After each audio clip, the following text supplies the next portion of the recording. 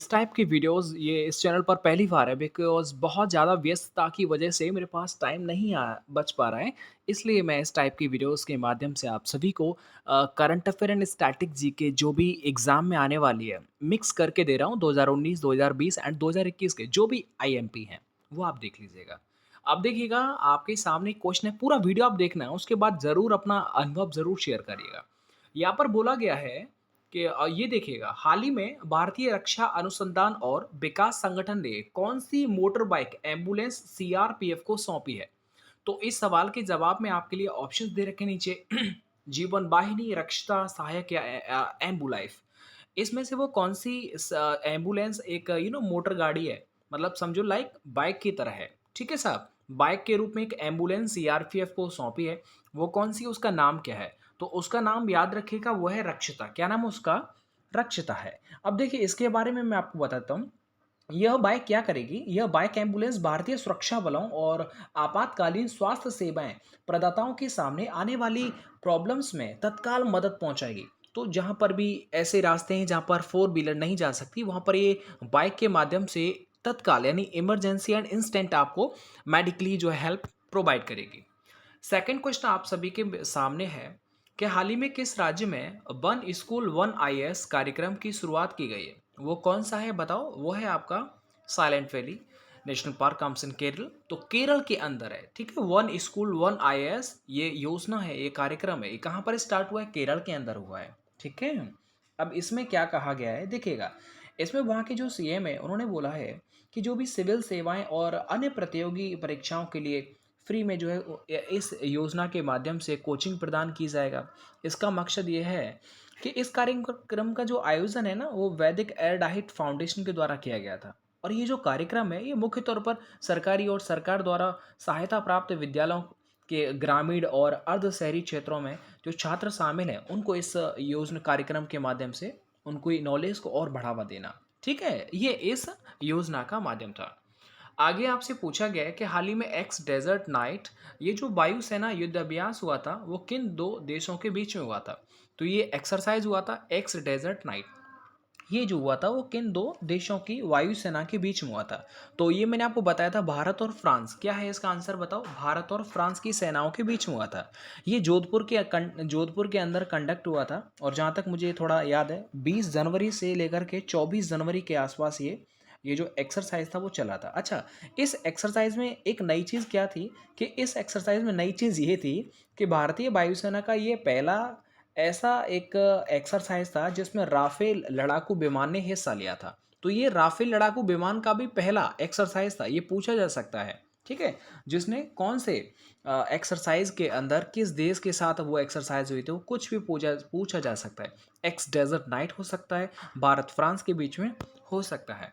अब देखिएगा आगे आपसे पूछा जाए कि हाल ही में भारतीय सेना के मेजर अनूप मिश्रा द्वारा सार्वभौमिक ब्लड प्रूफ जैकेट विकसित की गई है। तो देखो अनूप मिश्रा जी ने ब्लड प्रूफ जैकेट जो है वो एक जैकेट बनाई है आर्मी के लिए। अब देखिएगा इसमें क्या होगा, ये इसके बारे में जो भी चीज़ें हैं वो मैं आपके सामने रख देता हूँ। ये पता है स्पेशल ऐसा नहीं है, आप इसे अगर ये जो प्रूफ लाइफ ये जो है ब्लड प्रूफ जैकेट है ये बहुत लचीली है। ज़्यादातर जो भी ब्लड प्रूफ जैकेट्स होती हैं वो बहुत हार्ड होती हैं, लेकिन ये दुनिया का पहला लचीला ब्लड प्रूफ जैकेट है, ये भी आपको याद रखना है, ठीक है। और इस जैकेट का जो उपयोग है वो मेल भी कर सकता है और फीमेल भी कर सकता है, ठीक है जी। याद रखेंगे, मेजर अनूप मिश्रा ने देश में बनाई गई दुनिया की पहली सार्वभौमिक ब्लड प्रूफ जैकेट शक्ति, उसका नाम क्या है बताओ? शक्ति उस ब्लड प्रूफ जैकेट का नाम है। आगे देखिएगा, आगे और किस टाइप के क्वेश्चन हैं। हाल ही में जारी ग्लोबल फायर पावर इंडेक्स 2021 में भारत का कौन सा स्थान है? ये बड़ा ही अच्छा क्वेश्चन है, ये मैंने आपको कई बार बता चुका हूँ। तो देखिएगा ग्लोबल फायर पावर इंडेक्स, इसमें भारत को चौथा स्थान मिला है। अच्छा, इस फायर इंडेक्स का मतलब क्या होता है? देखो ग्लोबल फायर पावर ने दुनिया की ताकतवर जो आर्मी है, जो सेना है, उसकी लिस्ट जो है वो जारी की है कि किस देश की सेना सबसे ज़्यादा ताकतवर है। तो उसमें सबसे पहला जो स्थान दिया गया है, और ये जो एक सूची तैयार की गई थी वो 133 यानी 133 देश इसमें शामिल किए गए थे, जिनमें मैं आपको बता दूं सबसे पहले नंबर पर जो सबसे ज़्यादा ताकतवर बताई है वो अमेरिका की है, दूसरा रूस है, तीसरा चीन है और चौथा हमारा भारत है। याद रखेंगे, ये जो रैंकिंग है वो 50 फैक्टर्स पर बनाई गई थी। इसमें सैन्य ताकत से लेकर के वित्तीय और लॉजिस्टिकल क्षमता और भौगोलिक ताकत, ये जो सारे फैक्टर्स को देख करके ये सूची बनाई थी, जिसमें भारत को चौथा स्थान मिला है। आगे आपको बताना है इनमें से देश कौन सा देश है जो आईएमएफ अंतर्राष्ट्रीय मुद्रा कोष का 190वां सदस्य बन गया है। अब देखो, ये सारी चीज़ें आपको पता होना चाहिए कि वो कौन सा देश है, और ये आपने खूब पढ़ा होगा, और नहीं पढ़ा है तो आपको पढ़ना चाहिए। वो जो देश है यानी आईएमएफ के अंदर अभी नवीनतम शामिल हुआ है वो है अंडोरा। क्या है बताओ? वो जो देश है वो है आपका अंडोरा। याद हो जाएगा। अच्छा, अंडोरा जो है वो यूरोप का एक देश है। और याद रखना, आईएमएफ की स्थापना 1945 में हुई थी। आईएमएफ का हेडक्वार्टर कहाँ पर है? वॉशिंगटन डीसी के अंदर है। आगे आपसे पूछा जाए कि वर्ल्ड टॉयलेट डे कब मनाया जाता है? क्या वर्ल्ड टॉयलेट डे कब मनाया जाता है? तो ये सेलिब्रेशन जो किया जाता है ये 19 नवंबर को जो है किया जाता है। पूछेंगे सर जी ये क्यों मनाया जाता है? ताकि लोगों को टॉयलेट के प्रति जागरूकता फैलाना, कि आप बाहर जो है खुले में शौच ना जाए, अपने वॉशरूम्स का इस्तेमाल करें। तो इसका वो थीम है। अब आप पूछेंगे सर जी 2020 का जो वर्ल्ड टॉयलेट डे का जो थीम था वो क्या था? इसका जो थीम था वो था sustainable sanitation and climate change. तो याद रखेंगे, sustainable sanitation and climate change, ये इस 2020 का थीम था वर्ल्ड टॉयलेट का। आगे पूछा जाए कि हाल ही में प्रिंस खलीफा बिन सलमान का निधन हो गया है, वह किस देश के प्रधानमंत्री थे? अभी हाल ही में से छोड़ो, प्रिंस खलीफा बिन सलमान का निधन हो गया, वो किस देश के प्रधानमंत्री थे? देखो, इनका नाम बड़ा ही बहुत ताकतवर ये पीएम थे। ये जो है ना, ये बहरीन के प्रधानमंत्री थे, और इनके बारे में बोला जाता है कि दुनिया के सबसे लंबे समय तक प्रधानमंत्री रहे ये। आपको मैं बता दूं, 1971 से लेकर के 11 नवंबर 2020 तक ये बहरीन के प्रधानमंत्री रहे। तो आप देख सकते हैं कितना एक लंबा चौड़ा कार्यकाल इनका प्रधानमंत्री की पोस्ट पर हो गया। तो याद रखेंगे, वो बहरीन देश है। आगे पूछा जाए कि अंतर्राष्ट्रीय जल पुरस्कार 2019 के तहत राज्यों की श्रेणी में किस राज्य को पहला स्थान दिया गया है?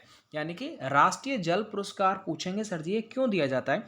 इसमें इसके माध्यम से पानी के महत्व को बताया जाता है, ताकि आप पानी का खपत कम से कम, इसे पानी को बर्बाद करें। तो तमिलनाडु जो है वो 2019 के तहत राज्यों की श्रेणी में वो पहला स्थान उसने प्राप्त किया है, और ये जो अवार्ड है वो तमिलनाडु को मिला है। ठीक है, इसके अंदर ये बोला गया है कि तमिलनाडु के अंदर पानी को जो बर्बादी है वो बहुत कम है। दूसरे स्थान पर है महाराष्ट्र। ठीक है, चलो आगे। याद तो तमिलनाडु इसका राइट आंसर हो जाएगा। वही कुडनकुलम कल्पक्कम जो परमाणु संयंत्र थे, ऊर्जा संयंत्र, वो सब वहीं पर है। आगे पूछा जाए, वित्त आयोग हमारे संविधान के किस अनुच्छेद के तहत 5 वर्षों के लिए बनाया जाता है? यानी जो वित्त आयोग होता है वो किस आर्टिकल के तहत 5 वर्षों के लिए बनाया जाता है? तो वो आर्टिकल आपसे पूछा है, और वो आर्टिकल है 280। क्या है बताओ? आर्टिकल 280। इन सभी को आप बैक टू बैक याद करते जाइएगा। अच्छा, अगर आपको याद है तो 222, 118 और 124 ये जो आर्टिकल है वो किससे संबंधित हैं, ये आप बताइएगा। पूछा जाएगा कि इसमें से किस राज्य ने 1 नवंबर को अपना स्थापना दिवस मनाया है? तो देखो, 1 नवंबर को पूछा जाए कि 1 नवंबर को, मैं आपको वैसे याद दिला देता हूँ कि 1 नवंबर को कौन कौन से राज्य का स्थापना दिवस मनाया जाता है, तो उनको आप थोड़ा याद रखिए। देखिए, 1 नवंबर को क्या होता है? मध्य प्रदेश का भी स्थापना दिवस होता है, आंध्र प्रदेश का, छत्तीसगढ़ का, हरियाणा का। अब इसमें क्या होता है, मध्य प्रदेश और आंध्र प्रदेश, इनका 1 नवंबर 1956 को हुआ था, 1 नवंबर 2000 को छत्तीसगढ़ हुआ था, 1 नवंबर 1966 को हरियाणा हुआ था। तो उपरोक्त मतलब सभी, इसका डी आंसर एकदम सही हो जाएगा। पूछा जाए, अब देखो यूपी के मैंने कुछ सवाल आपके जोड़ रखे हैं आपके पेपर को ध्यान में रखते हुए। नवाबगंज झील जो है वो उत्तर प्रदेश के किस जिले के अंदर है? कौन सी पूछी मैंने? नवाबगंज झील जो है वो उत्तर प्रदेश के किस जिले के अंदर है? तो देखो, झीलों से संबंधित आपको 8 से 10 क्वेश्चन हमेशा याद होना चाहिए अगर आप कोई भी एग्जाम दे रहे हैं यूपी का। तो पहले याद करते हैं नवाबगंज। देखो, नवाब उन्नाव क्या है बताओ? उन्नाव याद हो जाएगा। उन्नाव एक जिला है उत्तर प्रदेश का जिसमें नवाबगंज झील है। पूछेंगे सर जी वाराणसी के अंदर कौन सी है? औदे झील। क्या है उसका नाम? औदे झील है। अगर पूछा जाए बरेली की कौन सी है? लीलोर झील। क्या है बताओ? बरेली की लीलोर झील। कानपुर की कौन सी है? मोती झील है। कौशाम्बी की एक सबसे फेमस झील है अलबारा झील। कौन सी है? अलबारा झील। फैजाबाद की कौन सी है? दरवन झील है। और बखीरा, बताओ बखीरा झील कहाँ की है? संत कबीर नगर की है। करेला इतौजा जो झील है ये लखनऊ की है। फुलहर झील कहाँ पर है? पीलीभीत, ये सबको पता होगा। बेती अजगरा ये जो झील है ये प्रतापगढ़ की है। तो फाइनली क्या हो जाए, नवाबगंज जो है ये उन्नाव के अंदर एक झील है। पूछा जाएगा कि कलम का जादूगर किसको बोला जाता है? तो बताओ जल्दी से, कलम का जादूगर किसको बोला जाता है? तो बड़ा ही अच्छा सवाल है। देखो, कलम का जादूगर बोला जाता है राम वृक्ष बेनीपुरी को। किसको बुलाते हैं बताओ? राम वृक्ष बेनीपुरी को, राइट। अब देखो ऐसे याद रखो, कलम जो बनती है ये वृक्ष से ही तो बनती है, तो याद हो जाएगा राम वृक्ष बेनीपुरी। अब जो बाकी रिमेनिंग ऑप्शन है उनके ऊपर मैं आपको बता देता हूँ। सॉरी। अगर आपसे पूछा जाए प्रेमचंद का जो उपनाम है, वो प्रेमचंद को क्या बोला जाता है? कथा सम्राट। देखो, कथा को हम कितने प्यार से सुनते हैं ना, तो कथा सम्राट हो जाएगा प्रेमचंद। लेकिन अगर पूछा जाए कवि सम्राट किसको बोलते हैं, तो उन्हें बोलते हैं अयोध्या सिंह उपाध्याय हरिऔध को बोलता है। एक है प्रकृति का सुकुमार कवि, सुमित्रानंदन पंत को बोला जाता है। एक भारतीय आत्मा, ये माखन लाल चतुर्वेदी को बोला जाता है। याद रखेंगे, राष्ट्र कवि किसको बोलते हैं? रामधारी सिंह दिनकर। और कलम का जादूगर राम वृक्ष बेनीपुरी को ये उपनाम उनको दिए गए, ठीक है। तो इन सभी को आप हल्का हल्का याद रखिएगा, तो इसका ए वाला एकदम सही हो जाएगा। पूछा जाए उत्तर प्रदेश के किस जिले में जनसंख्या घनत्व जो वो सबसे कम है, तो यहाँ पर हम एक टॉपिक को जो वो क्लियर कर लेते हैं कि देखो, जनसंख्या घनत्व सबसे जो कम है वो कहाँ पर है। देखो, घनत्व के बारे में बताऊं तो वो ललितपुर है। बताओ क्या है? यूरेनियम के जो है एक लिमिट मात्रा में भंडार पाए जाते हैं ललितपुर के अंदर। तो जो ललितपुर है इसके अंदर जनसंख्या घनत्व जो है वो सबसे कम है, ठीक है। याद हो जाएगा, नहीं हो जाएगा, कोई डाउट तो नहीं रहेगा। अच्छा, बाकी मैं आपको बताता हूँ। बाकी जो गाजियाबाद है इसके अंदर जनसंख्या घनत्व सबसे ज़्यादा है। पूछा जाए उत्तर प्रदेश में जनसंख्या सबसे ज़्यादा कहाँ पर है? इलाहाबाद में। सबसे कम महोबा के अंदर। साक्षरता एजुकेशन के बारे में पूछा जाए तो गौतम बुद्ध नगर का सबसे ज़्यादा है। श्रावस्ती, यानी बस्तियों में तो ज़्यादा कम पढ़ने वाले मिलते होंगे, ऐसे याद कर लीजिएगा, तो श्रावस्ती के अंदर कम है। लिंगानुपात सेक्स रेशियो के अंदर पूछा जाए तो जौनपुर में सबसे ज़्यादा है और गौतम बुद्ध नगर के अंदर सबसे कम है। अच्छा, शिशु शिशु शिशु का अगर अनुपात आपसे पूछा जाए तो शिशु कहाँ पर सबसे ज़्यादा पाए जाते हैं? बहराइच में और कानपुर के अंदर सबसे कम मिलते हैं। पूछा जाए जो ऐसी कैटेगरी है वो सबसे ज़्यादा कहाँ मिलती है? सीतापुर के अंदर और बागपत के अंदर सबसे कम मिलती है।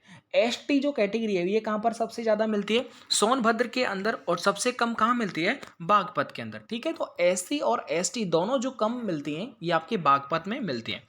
चलिए, आज मैं यहीं पर 14 क्वेश्चंस आप सभी के मेरे सामने रखे, और मैं चाहूँगा कि इस वीडियो के माध्यम से कितना अच्छा आपके रिवीजन रहा, और ये जो वीडियो है ये कैसी आपको लगी। तो मैं जब तक मेरे पास टाइम नहीं है तब तक इन वीडियोस के माध्यम से आपकी पढ़ाई को कंटिन्यू रखूँगा, और कोशिश करिएगा कि आपको ज़्यादा से ज़्यादा सवालों के जवाब आप सभी को पता होना चाहिए। आप अगर एग्ज़ाम को लेकर के सीरियस हैं तो कोई भी क्वेश्चंस आपके दिमाग से नहीं रहना चाहिए, आप नोट कर लीजिएगा, चलेगा। Thank you. वीडियो को लाइक एंड शेयर करें, चैनल को सब्सक्राइब कर लीजिएगा। Thank you.